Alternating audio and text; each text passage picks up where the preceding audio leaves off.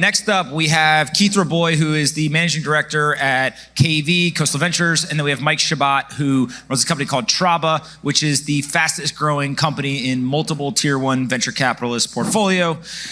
I'm very excited that you are here. Do you have a microphone? No? Is it underneath you? Oh, there we go. That'll help. Ooh, don't scare me like that. Let's start with you, Keith. You are famous for finding many of the best investments over the last 20 years and investing in them really early. I think your claim to fame is that you have never met with a founder who then went on to build a multi-billion-dollar company and not invested. So you've never missed in terms of meeting the founder. There's now one. I don't want to distract you. At the low end of the spectrum, $1.8 billion acquisition, but it would have been a Series B, so not that much money. Talk just quickly. You've honed this like human algorithm of meeting people, understanding who's a winner, who's not. What do you look for in a 15 to 30 minute meeting with a founder that really allows you to make a decision? At a conceptual level, it's pretty straightforward. If you think about it, when you start a company, you're irrational completely. Like the idea that you're going to reinvent an entire industry from scratch, financial services, staffing, supply chain, whatever it is like borderline irrational to crazy. So the only people who have a non-zero chance of changing the world are people who have an unfair advantage that you never see, which is you have to be in the top 10 basis points on some trait.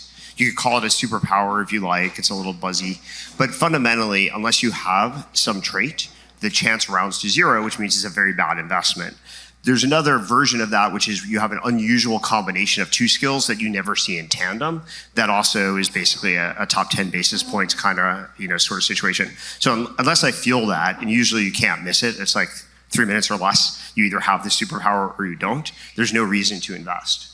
What's an example where people would have two different skills you usually don't see together? So Max Levchin, now from PayPal days, Affirm, et cetera, is a first-rate business strategist and a truly first-rate technologist. Those usually don't go together. And this isn't even with the benefits of hindsight. I remember January of 2001, dating myself, when I was at PayPal, Reid Hoffman came up to me and I was preparing for my first meeting with Max Levchin. And he said, Max is a first-rate business strategist and a first-rate technologist, and there's less than 5 of those people in Silicon Valley. Turned out to be, Reid was, as usual, pretty brilliant. That's pretty cool. We're going to really crank on the ambition here. Mike, you tell every single person that joins your company that you're going to build $1 trillion company. I heard that the first time I said, oh, that's ambitious. Literally every single person in the organization repeats it over and over and over again. How are you going to do that, and why do you harp on such a big, audacious goal? Good question. So I believe that when you start a company, you want to really set the frame of what the ambition of the company is going to be. Kind of like athletics, where say you're in middle school or high school and you have a favorite sport, say you're a figure skater. If you want to go to the Olympics for figure skating, you're just going to operate on a different cadence than everyone else, especially people that say, you know what, I'm going to do figure skating, but I'm going to do all this other stuff in life too. So anything that is massively ambitious, you're just on a different frame, like different cadence, and that feeds into every micro decision you make every single day. So if you're building $1 trillion business, that's way different than building $1 billion business or $1 million business, and that feeds into the targets that you set, it feeds into the people you have to hire, it feeds into the investors that you seek to give you your first check. And trillion, like it is actually possible. So there's $7 trillion companies today. If you were to wake up 2 decades from now and you look around, how many $1 trillion companies do you think there'll be? There's probably a lot more than 7. So the fact that it is possible, there's no reason why one of those many $1 trillion companies in the future wouldn't be any of you all or us. So we want to hire a group of people that don't see that as impossible and actually want to push for something big. And the reason why it's $1 trillion market cap is because we actually do have a goal as a venture-backed company to IPO and have a real market cap, so that feeds into the impact that you're making and the decisions that you're making. Also is like you have to care about revenue, unit economics, all the things that matter when you're a publicly traded company as well. So that's why everyone that signs up doesn't see that as impossible. They're actually stoked by the ambition of the company and they want to learn a lot through that process. So we could take your question, and when I met Mike, I could tell you like what immediately sparked. So Mike's the most persistent person I've ever met, maybe the most persistent person on the planet. And it was pretty obvious, like from day one. He told me this anecdote of when he was thinking, had this bad idea of going to business school, that he took the GMAT 8 times. So I actually didn't think it was like legally possible to even get anywhere near 8. I probably would have guessed like you could take it 2 or 3 times, but like 8 times and then not even going. Another classic illustration is when Mike was working at Uber. Some of his colleagues were competing or joining this triathlon for the weekend, and with no training whatsoever on Thursday, Mike decided to do it. He not only finished it, but he didn't have a bike at the time, so he just borrowed a city bike. So that's like the kind of mentality that leads to an unfair advantage in building a company from scratch. Now, to recruit talent, you also do what I'm going to call kind of a filter right up front. You tell them, hey, we're going to work 9-9-6, which is 9 a.m. to 9 p.m. 6 days a week. You sweat all of the details in culture and the attitude of people. Some would say from external, oh, you're micromanaging. I think people who know how to build very large companies say you care enough about all these details to hold people to a standard. Talk a little bit about the filter and then also how you continue to kind of keep that bar of excellence once they join the company. Yeah, it's a good question. So it all starts with the goal, remember. So if you want to build a $1 trillion business, you look at the actual $1 trillion businesses out there like Amazon, Microsoft, Apple, and then you look back into the first 100 employees there, and all of them were just like really, really pushing very hard, and they all have a lot of challenges. Like every single day there's challenges with company building. It's never up and to the right. So you want to have a team of people around you that are going to be really building the company with you, being world class and not clocking out at 6 or not thinking that startups are easy, because they're definitely not. So the best way to do that is just to be upfront with the team that you're about to hire. Like, look, we're signing up to do something really bold and ambitious. You can pull multiple examples of anyone, including outside of building a tech company, that is like chewing glass to get through all the hard times. So we just anti-sell people, and we're like, we started the company right after the vaccines were distributed, where everyone was remote, and startups, there's interest rates were super low, so people were just like hiring people that didn't hold them accountable, and no one like really was rowing in the same direction. And then you look at all the big giants of our time, and they're like in the trenches together, late nights at the office, solving problems. And when everyone buys into that, it unlocks something awesome. Like if only part of the team buys into that, it's like a 20% cohort that's like pulling the weight for everyone else. And because with company building, you literally are up against the clock. You have to make a certain amount of revenue, and then the investors like Keith will be like, okay, you made that much revenue. How much did you spend to get there? And that needs to like move in the right direction. So the number one line item to spend is human capital, like what the salaries are. So with every single person on the team, you actually just have to break it down. Okay, salary is this much a year, divide that by 12. This is how much it's coming out of the company bank account every single month. Is like that much, would I pay that much to get the value that this person is contributing, including ourselves, like as the founder? So that's why we do anti-selling like crazy before someone joins, and it's completely fine. Like if you don't want to, if you're not at a phase of your life to give it all you got to a startup, then don't join. In the same way that if you were in high school and there was like some crazy varsity coach that was like, we're going to do 2-a-days on Saturday, but we're going to win the championship, people will self-select out of that. They're like, no way, like I have things to do on Saturday. So that's just what we've done from the beginning, and it's really paid dividends with all the decisions that are being made at the company. Can you explain a little bit, PayPal, Square, I mean, you worked at so many of these companies. What were the things that were true then that are still true today around company culture and kind of getting these people, not just the best people into the company, but things that you guys did to get them motivated and working hard every single day? So there are 2 key ingredients, and they're very similar to Traba. People worked really hard. And we had a critical density of talent, and then we had no excuses. So for example, at PayPal, we held executive meetings at 10 a.m. on Saturday, every Saturday. And so if you wanted to be an executive, you were there on Saturday, and everybody who aspired to be influential was there on Saturday. And it was just like a 24/7 culture. We had our headquarters in Palo Alto and later Mountain View. And it was so intense that even though all of us were in our 20s and early 30s, there's only 3 people in the company that lived in San Francisco, even though that's at that time more attractive. It was just there wasn't any free moments to commute back and forth. Same thing at Square. I worked every Sunday. I did most of my interviewing of candidates on Sundays. Anybody who wanted to be influential was in the office every Sunday. We started, actually, this is pretty rare for Silicon Valley, we started all of our meetings at 8 a.m., which was actually an interesting rude awakening for me. I wasn't used to starting meetings, but all the engineers, the first 17 engineers, stand up 8 a.m. every day. Mike, when you hire people, we're talking about a density of talent. They have to be smart, obviously. But if given the choice between do they buy into the mission versus are they smart, how do you evaluate kind of which end of that spectrum they end up on? Yeah, so we operate in an unsexy market. So we do staffing. Our first product is for staffing for the global supply chain. So I believe that people resonate with problems that they actually experience themselves. Like, for example, if someone really gets fired up to become a therapist someday, maybe they actually experienced something in high school that really sparked that. So I don't think anyone comes out of the womb being like, I know exactly what I'm doing. But I do think that you can hire people that are passionate about solving very big problems that drive a ton of impact.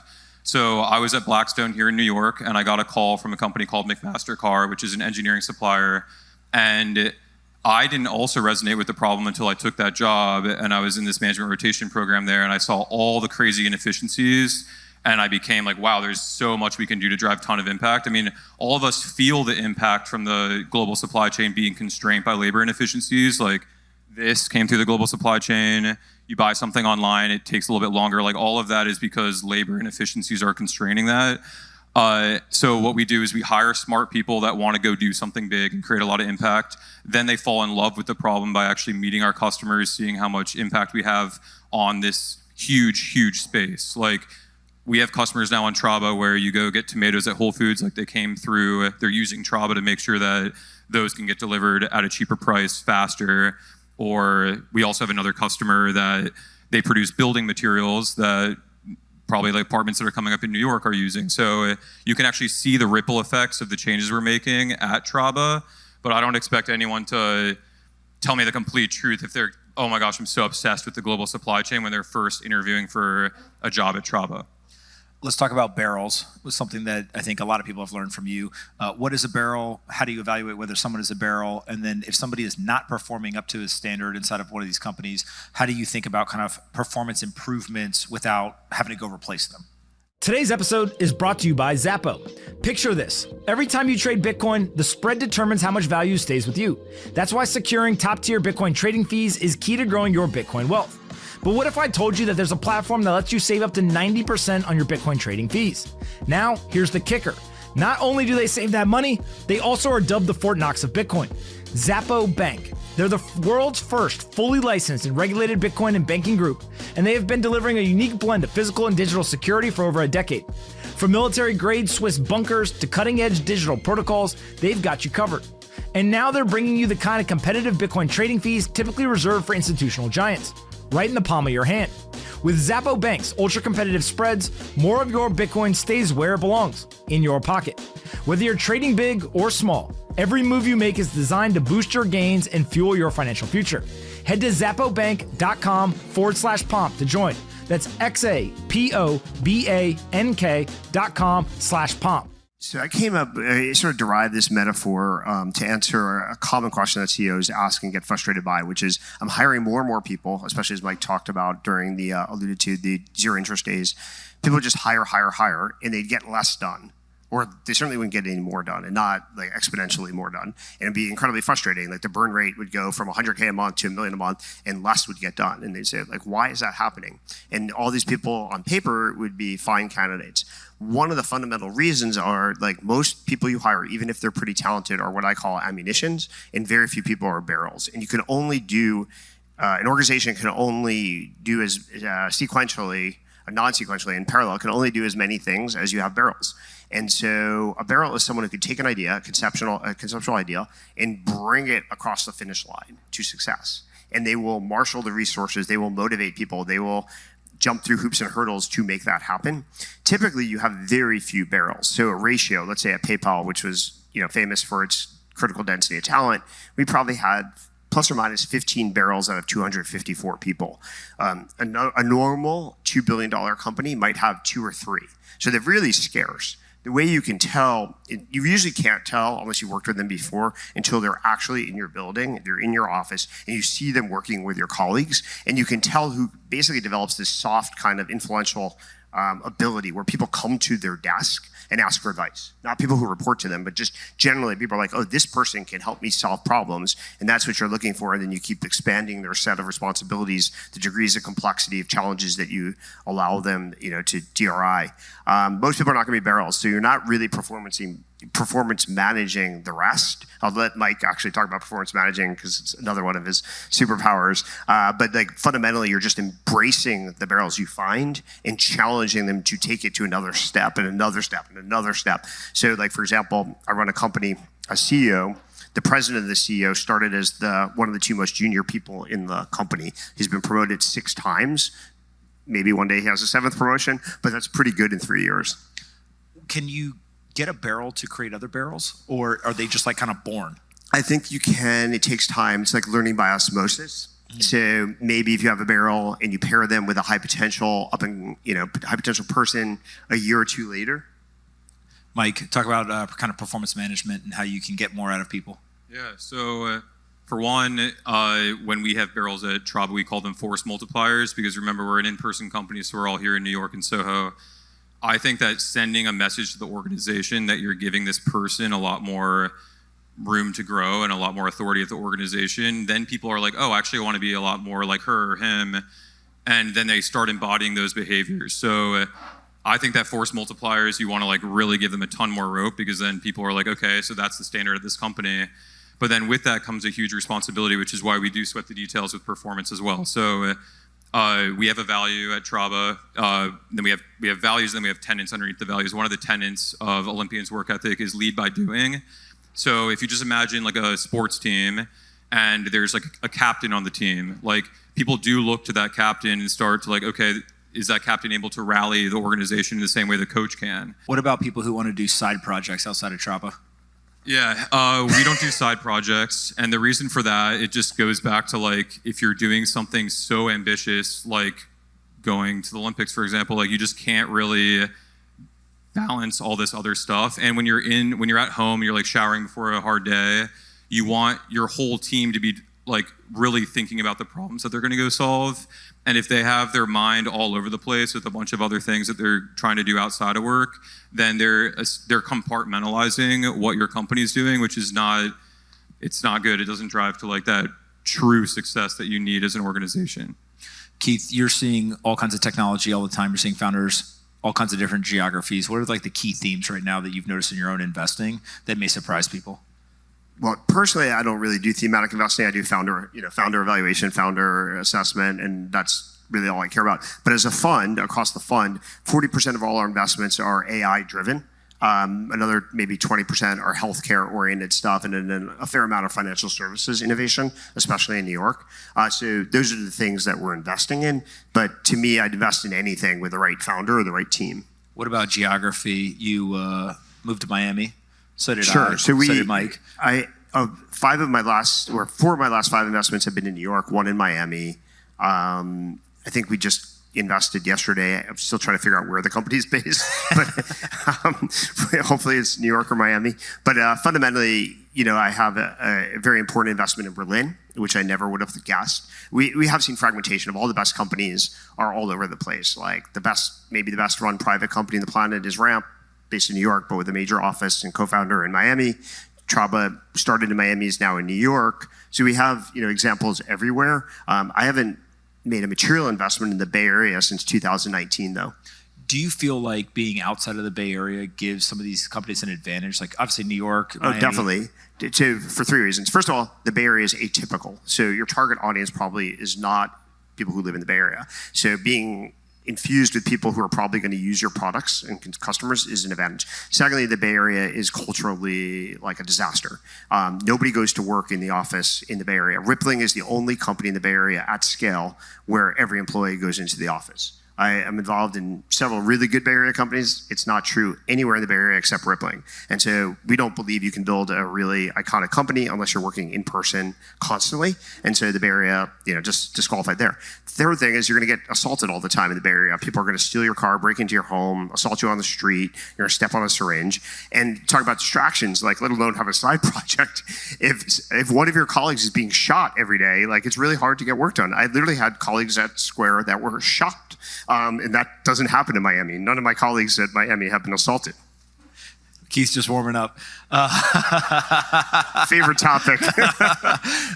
Mike, you guys are using AI. You're not an AI company, but you're using AI internally. The one product that I've seen is the robocalling, which I think is really fascinating. Talk about maybe that product and then also how you're using AI.